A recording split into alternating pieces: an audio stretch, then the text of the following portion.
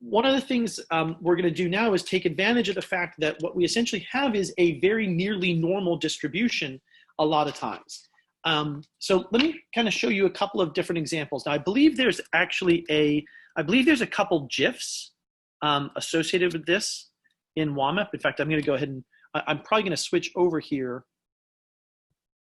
I think in some way these are actually probably better. So what this is doing is this is showing how the binomial distribution changes.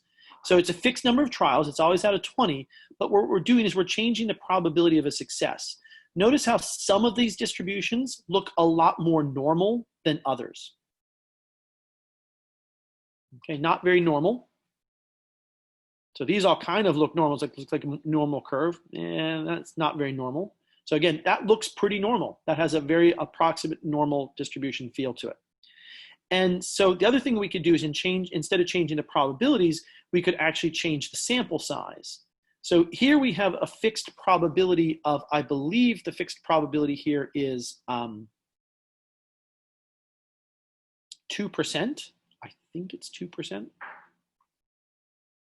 Interesting, I don't know why it doesn't actually have that value in here.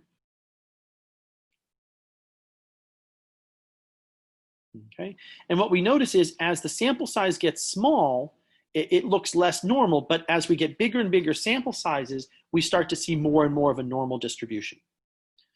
All right, so really what this comes down to is the following. Let me bring up my,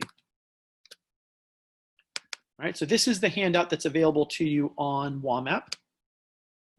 And so the idea is if we kind of look at each of these, I would argue that as distributions go, I would not say that this is sample size of 4 with a probability of success being 10. This is not a normal distribution. And we probably would argue that this over here is not normal either. It's a probability of 40% with a sample size of 4. In this case, it's probably just the situation that the sample size is just too small. But if we come down here to a large sample size of 100, down here, I would argue that yes, this probably does appear to be nearly normal. If I'm looking at 10% and if I'm looking at 40%, they're both about nearly normal distributions. So when I have a situation like this where I'm somewhere in between, so a sample size of 20 with 40%, I would argue that, yeah, that appears to be nearly normal. But over here, if we had a sample size of 10 with only a sample size of 20 with only a 10% chance of success, that's probably not a normal distribution. So how does this come into play? How do we take account of this? Why does this matter? Okay, so one of the things we're going to see is that the binomial distributions are nearly normal at least some of the time. So when does this happen? Well, here's the rule that we can pretty much use. So we have a nearly normal distribution if we have the following criteria. Okay, and again, emphasis, it's not normal, but it's nearly normal. So I'm going to go ahead and kind of underline this, squiggly underline. Okay, this is true if we have the following condition. If you take n times p, or so this is the number of the proportion of successes you would expect to see, or you take the number of failures you expect to see, 1 minus p. So if you take either of these values, n times p or n times 1 minus p, as long as the minimum of these two numbers is bigger than or equal to 5, then you probably have a nearly normal distribution. Now, some books have different rules. Other books say that it's not 5, but maybe this should be a cutoff of 8 or 10. Well, unfortunately, this cutoff is arbitrary. Okay, and in fact, our book even uses yet a different criteria for this. Our book uses a criteria based on the variance instead of this value here. So I'll let you go ahead and when you look in the book, you can take note of that. Now, one of the things though that always seems to come up when I introduce this is justifiably the question, well, why does this matter? Who cares if it's nearly normal?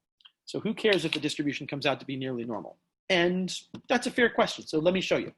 Let me show you what we can take advantage of. If the distribution is nearly normal, we actually know a lot about the normal distribution because of the empirical rule. Right? So let's talk about usual values. If the distribution that we're talking about is approximately normal, okay, if the distribution is nearly normal, it's approximately normal, then we can talk about or quantify which values we would consider usual and which values we would consider unusual. Right? Now, to do this, though, we need to introduce two additional concepts. So to do this, I need to introduce two more concepts, technically three concepts, but they go hand in hand. So what we need is we need the mean and variance of a binomial distribution. Now, these formulas that I'm about to give you, these formulas are true regardless of if I'm talking about if the binomial distribution is normal or approximately normal or not. That doesn't matter for the variance and the mean. Okay, so what I'm about to give you here, so this is always the case. So the mean for a binomial distribution is always n times p. Okay, if we go back and we think, well, what would be the average expected value? Well, that's intuitive. If I know that there's 100 people in my sample and 15% of them have a particular genetic marker, then I would expect randomly out of 100 people, about on average, 15% out of 100 would have that marker, or n, 100, times the probability, 15%. Now, the variance, on the other hand, the variance is given by, the variance is the standard deviation squared, and the formula for this is, it starts the same, n times p, but then we multiply by 1 minus p. And if we take the square root of this, that just gives us the standard deviation. The standard deviation sigma would be n p 1 minus p, but we take the square root of all of that. All right, now if we put these two pieces together, so these are the formulas for the mean and the standard deviation. If we know that some of the times the binomial distribution is normally distributed or nearly normally distributed, then I can talk about the middlemost values. And if I have a certain range for what middlemost would be classified as usual, anything that falls beyond those values would be considered unusual. So far, so good? Okay, let's actually do a worked example for this. So I'm going to use these formulas. Hopefully you've got these copied down. I'll rewrite them again. So the first part of our calculation is to calculate the mean and standard deviation for a binomial experiment. So here's the scenario I'm going to ask us to consider. Okay, so the probability of infection, the probability of having an infection is 36%, and you've sampled 100 patients. Okay, our question, the question that we're asking, the question that we want to ask, we want to know what would be an unusually high or low count. What would be an unusually high or low count for the number of infected patients? Okay. All right, so the first thing we'll do is we'll actually calculate let's calculate what is the average for this piece of information. Well, the average would be the average number of expected patients that would be infected in a sample of 100 would be n times p, which is 100 times 36%, or 36. So in other words, we would expect on average there would be 36 patients in a sample of 100. Now again, if we took different samples of 100, they wouldn't always be 36, but on average they would be pretty close. Now, what's the standard deviation for this information? The standard deviation would be n times p times 1 minus p. We take the square root of this, we get 100 times p, which is 36% or 0.36, times 1 minus 0.36. So again, we take the square root of that. So this is 1 times 100 times 0.36 times 0.64. If we punch that into the calculator and take the square root, we get a value of 4.8. Our results will follow this pattern.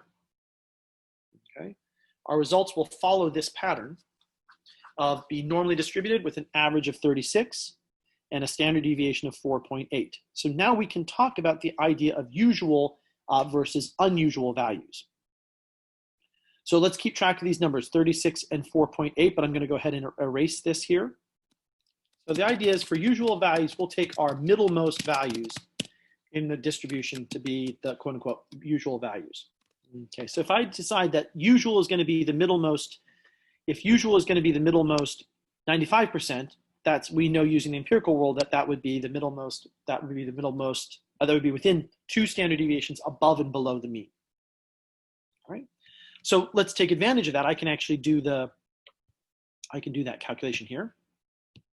All right, so what we want to do is we want to look for the range of values that fall within mean minus 2 standard deviations and mean plus 2 standard deviations. All right. Now I know these values to be 36. The mean is 36. We're going to minus 2 times 4.8, which is 9.6, and then we'll do the same thing, but we'll add 2 times 4.8. Okay. So if I calculate this interval now, this is 36 minus 9.6, which is 26.4. 36 plus 9.6 is 45.6. And if these are the boundaries for the usual values, I need to think this through. So if those are the boundaries for the usual values, the values 26 technically would be on the outside, and just like over here, the values 46 would be on the outside. Whereas the values 27 would be inside this interval and 45 would be inside this interval. Now I recognize you would usually round 45.6 to 46, but that's not in the interval, so that actually can't be considered usual.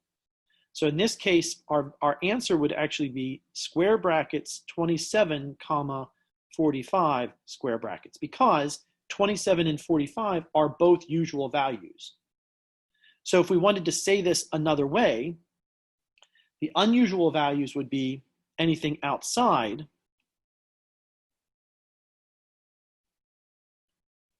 So if k is less than or equal to 26, or k is greater than or equal to 46, if we found a sample with with 26 or fewer infected people, or a sample with 46 or more infected people, that's what we would consider to be unusual. That would strike us as an unusual finding in this case. Right? And that's how we can take advantage and use the information. That's how we take advantage of the fact that the distribution is nearly, so the binomial distribution is nearly normal, and this is how we can take advantage of that. All right, here is your next end of class question. What is the range of usual values for the middlemost 98%? So here we did the calculation for the middlemost 95%. I'd like you to do the calculation now for the middlemost 98%.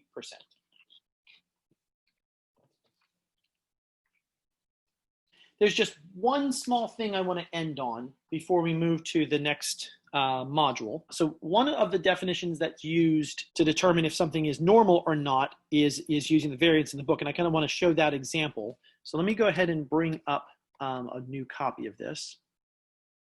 So this is that same handout that you have available online.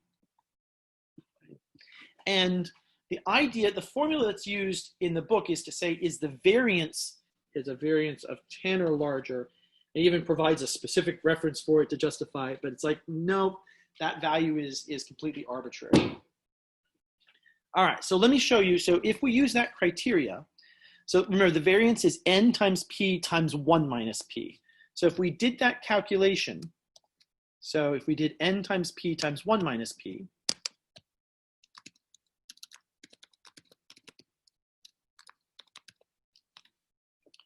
that would be 4 times 0.1 times, so p is 0.1, 1 minus p would be 0.9, so that's 0.09. So this would be 0.36.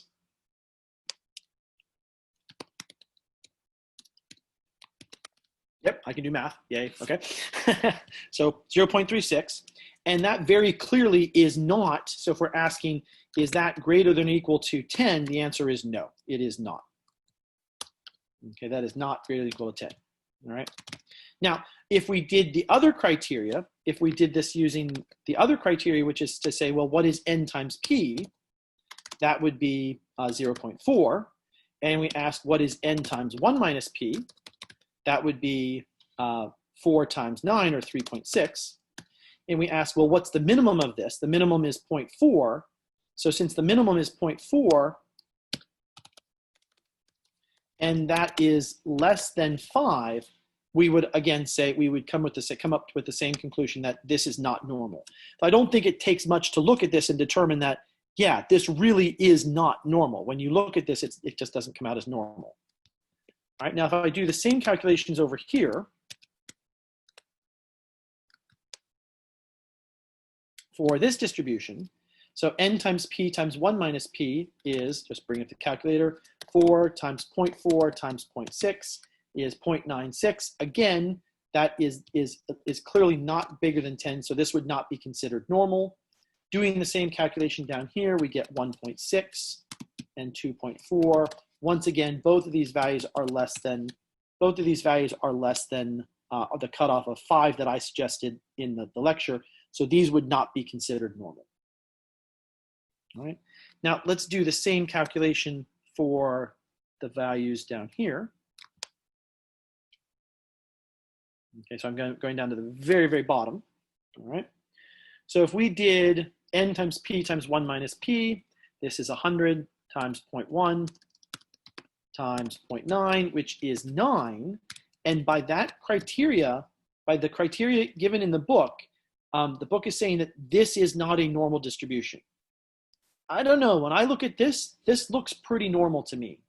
Now, when we use the other criteria we had, n times p or n times 1 minus p, that's 10, 10, and 90. And in this case, 90 is indeed greater than or equal to 5. So in this case, we would say, yes, this is a nearly normal distribution. So what we see is the criteria do not always produce the same results. The criteria do not always actually produce the same results.